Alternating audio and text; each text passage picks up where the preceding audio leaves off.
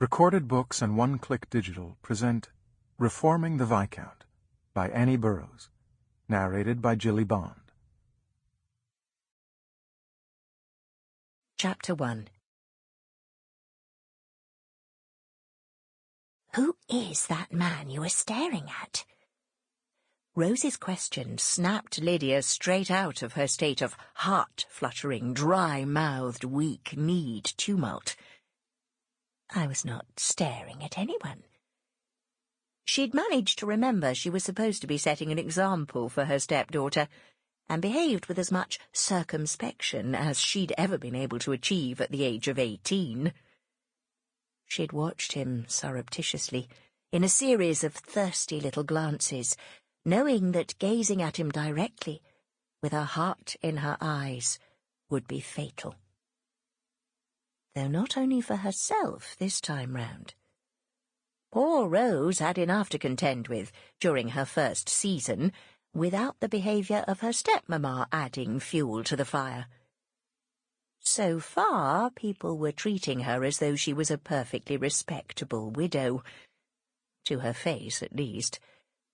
But a woman's reputation was a fragile thing, and she knew, oh yes, she knew, that there must be talk. How could there not be? Yes, but you do know him, don't you? The handsome one, the man over there talking to Lord Chepstow and his friends. Oh, him, said Lydia airily, striving to conceal how guilty she felt at having been caught out. Sometimes Rose reminded her of her own chaperone, Mrs. Westerly. Both of them noticed everything. Do not waste your time in that direction, the eagle-eyed woman had warned her, when she'd noticed her doing exactly what she was doing tonight. The entire family is at point non plus. Yet again. They have a habit of marrying heiresses to pull them out of the mire. Not that this particular Hemmingford is showing any signs of wishing to give up his bachelor lifestyle just yet. But you mark my words, when the time comes he will do as his forebears have always done. Yes, I do know him, slightly, she admitted. That is the Honourable... Honourable? Ha, not so's you'd notice. Nicholas Hemmingford. Oh, do tell me all about him. There isn't much to tell, said Lydia, blushing at the outright lie. For she'd fallen head over heels in love with him. In spite of his reputation, in spite of her chaperone's dire warnings. Like a moth to a flame, she'd been completely unable to withstand the pull of that lopsided, slightly self-deprecating smile of his. Never mind the mischievous twinkle in his blue eyes. She hadn't stood a chance when he'd decided, for his own typically eccentric reasons, to turn the full force of his charm upon her. She mocked her younger self for feeling as though he'd thrown her a lifeline, for it had turned out to be no more than a gossamer thread of wishful thinking, which had snapped the moment she had put it to the test.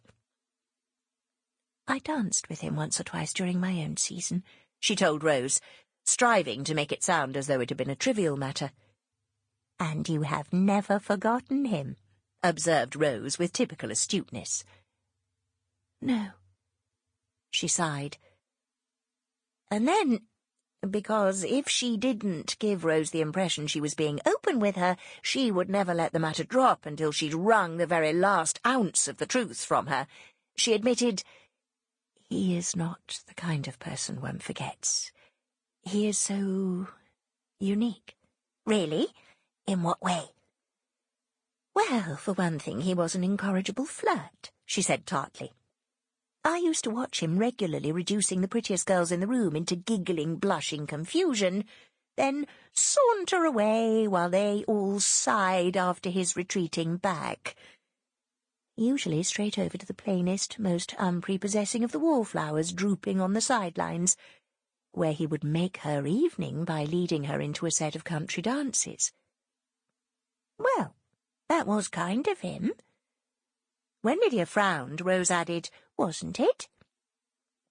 I do not think Sample complete. Ready to continue?